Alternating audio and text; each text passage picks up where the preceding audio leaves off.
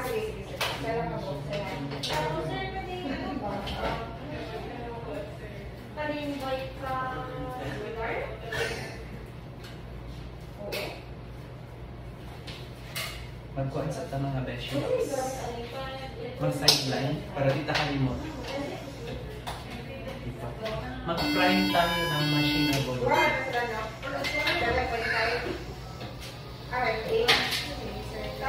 So this is your arterial line. Make sure that you put on your gloves. Kailangan hindi ito magdanggel. Okay, remember. Please. And then, dapat ang heparin is after ng kanyang pump.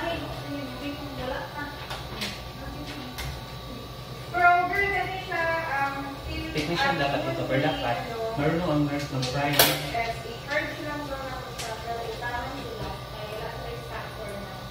Saan tayo maubusan na? Pamito? Hindi tayo maubusan na?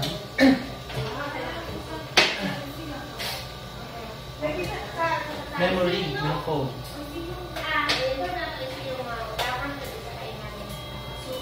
Transducers.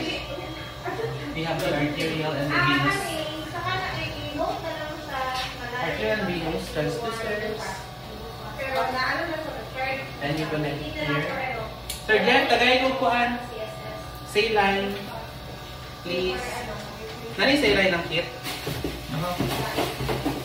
Thank you so much.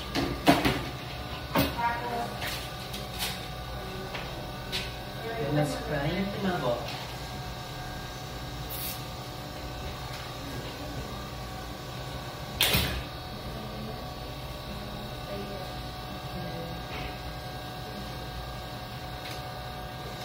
Kailangan yung clamp, pakita mo para hindi siya dapat tayo dialyzer.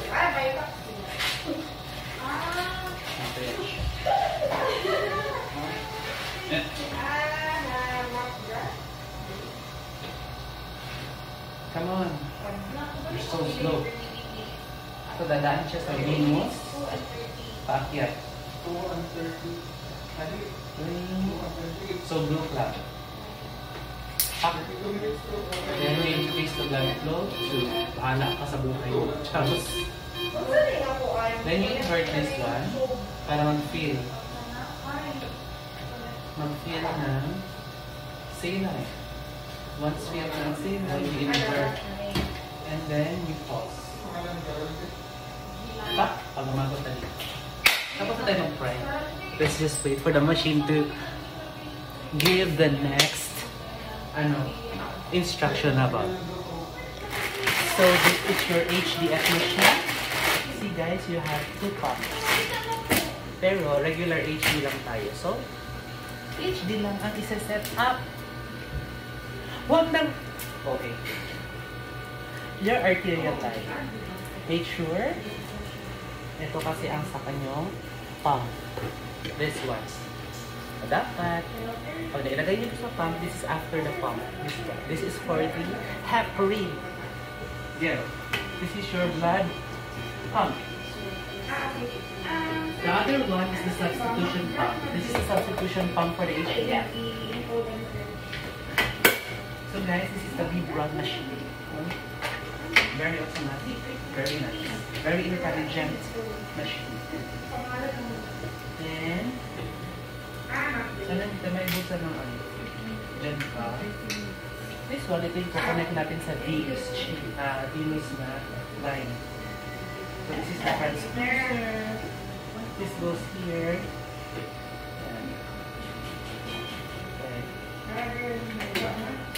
Yeah.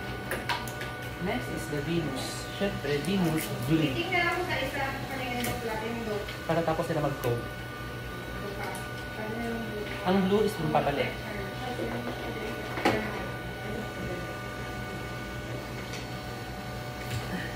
Para hindi natin makalimutan ng repeat. Buti nila mababait yung aking mga friends dito. Ipa-prime nila ako.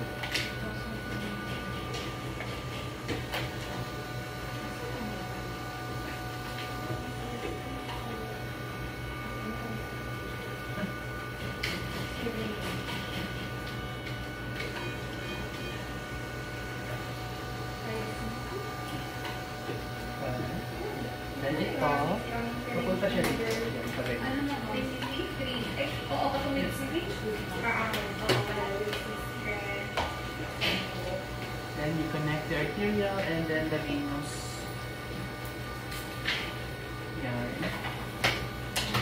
Then, kailangan natin ng saline.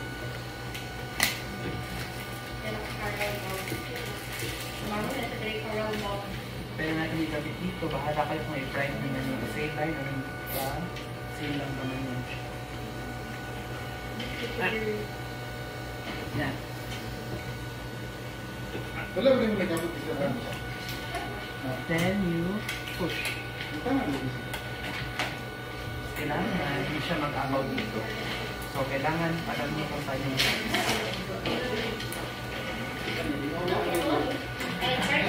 go! Di ba, sir? Agad. Lord, ano yung gusto ko, di ba? Wala. Ay, kahit na ba? Wala na hindi ako ni-charge, di ba? Hindi, mga wala na kung dili sa pangita. Ay, hindi na. Wala nagamit. Nagamit. Yan. Then you increase again. The blood Ay, flow. wait lang. Ngunit ko ako lang kung gamit mo. Gaano kataas yung blood flow. Ano can you invert this Ay, one? ngunit ang silent o. Wala si silent ko si ano. Pagdating kasi yun siya Wala para si wala. silent exhibition set. Pag-abot. Tapos, Then you invert again. Wala Kung magdating dito, stop. Tapos na. Perfect. And then, antayin lang natin yung next instruction ng ating machine. So this one is the double pump, the other one is a single pump. Ay! Ganon. Okay, sabi ng machine, connect acid acetate. This is your acid acetate, your 1448. To connect, tanggalin nyo itong nozzle dito. Itong coupling na to. Coupling kasi dalawa. Tanggalin ko sa ibabaw, just pull. And then, kakabit nyo dito sa water sa baba, or sa acetate. Then, ito nawala na yung instruction niya. Iba ng instruction niya dito. Nakalagay dito, connect bicarbonate. So, this is your bicarbonate. Ano pa siya, powder. Natatanggalin natin yung lock niya, kabilaan. Then dito natin siya ilalagay. Hindi nyo nakitaan. So, get natin. Then, kailangan ma-shoot dun sa butas. Yan. Then, ikutin lang. Then, mapifill na yun ng water. Yan siya. Nantayin lang natin ulit. Para mag-coupling. Coupling dito sa dialyzer. Sa taas. Yan siya. So, the machine is ready for coupling. Siya, coupling dialyzer. So, couplings are here, located here sa side. Okay. So, we remove the cap. Yan siya, may pressure siya, diba? Of course, arterial dun sa taas. Then sa baba, of course, venous. So, mawawala yung kulay dilaw. Then you acknowledge. Once you acknowledge, kailangan may increase ang kanyang blood flow. Ayan siya. Blood flow. So, bahala ka kung gusto mo siyang 150 or anuman. 250, bahala ka. Ayan siya. And then make sure, ayan siya. Kailangan naka-unclamp siya. Naka-unclamp. Kasi nga, dadaan na yung tubig dito sa dialyzer. So this one, ang dialyzer nito ay, I think reuse, I don't know. I think so, or new. If this one is new, kailangan mo tingnan dito kung bumababa ang kanyang fluid para di siya magkaroon ng air. Kailangan siyang habulin pa. Yan. Then, this is the running man. Sabi niya na, are the dialyzer? Ay! Sabi niya, kung puno na siya ng saline, napindot ko kasi. Then you acknowledge, yes, kasi puno na siya. You acknowledge. Yeah. So, since in-acknowledge mo na siya, antayin mo itong running man na lumabas yung tao. Pag nagkulay green yan, ibig sabihin, the machine is ready. Is the blood side filled with saline. Yan siya. Filled na siya, diba? So, acknowledge. And tapos, pag ano ito, nagkulay green itong tao na to, dapat, diba? Yellow. So, na green, ready na ang machine. Ipatay sa kabila. This one is coupling as well. So, So we have to make kupling this one.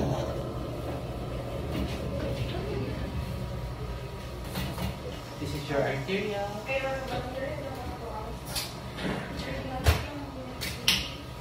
See, yan o, kupling on dialyzer. So mawawala yan siya pag may kabit nyo na ang dalawa. Yan. So automatic siya mawawala. Yung yellow. And then you acknowledge. Just make sure na walang nakaklamp. Then you increase the blood flow. Bahala ka siya, 50 to 800. Make sure lang na hindi nakaklamp. Kasi pag may nakaklamp dito, of course, magkakaroon na pressure.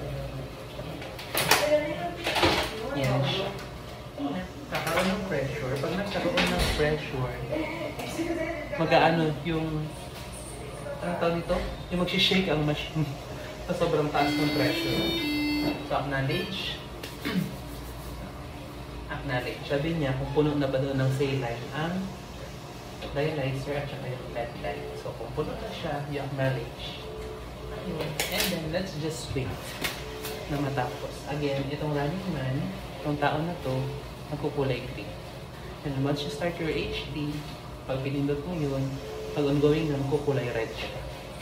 Yun siya. Parang green is to start the HD, red is to stop. Parang traffic light. Yan. Tapos, itong yellow is in between. Yan. Yung parang, ano ito? Yung set mo pa, set up mo pa yung machine. Yan. See? Kulay green na siya. Ibig sabihin, ready na siya. Pero, dapat mo makita yung rinsing time. So, how to see or how to check the rinsing time? Ito, yung dialyzer. That's my medicine.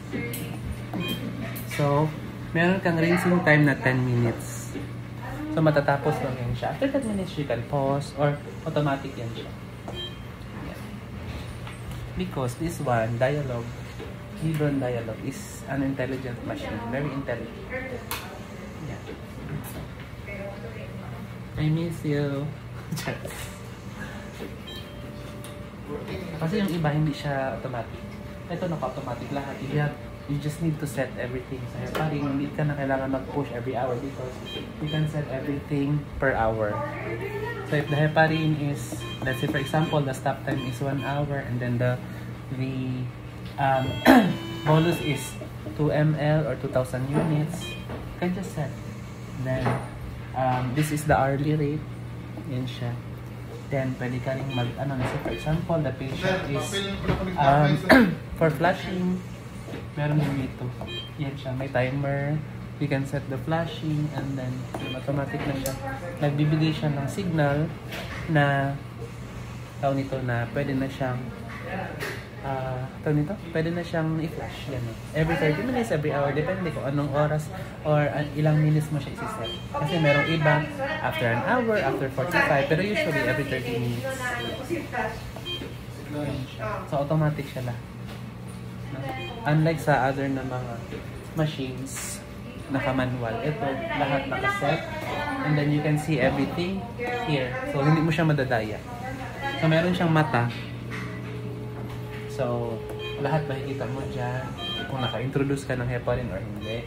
Then, dito sa flashing, dito. Makikita mo dito kung nag-introduce ka ng flashing or hindi. So, this one is the bolus. Pag wala kang ma-introduce, ito, 0 siya lang. So, pag may na-introduce ka, yan, makikita mo talaga. So, if the doctor's order is flushing every 30 minutes for 4 hours, so dapat naka 700 ka. You omit the last one.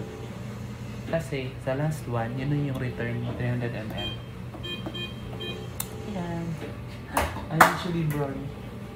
Hope to see you soon.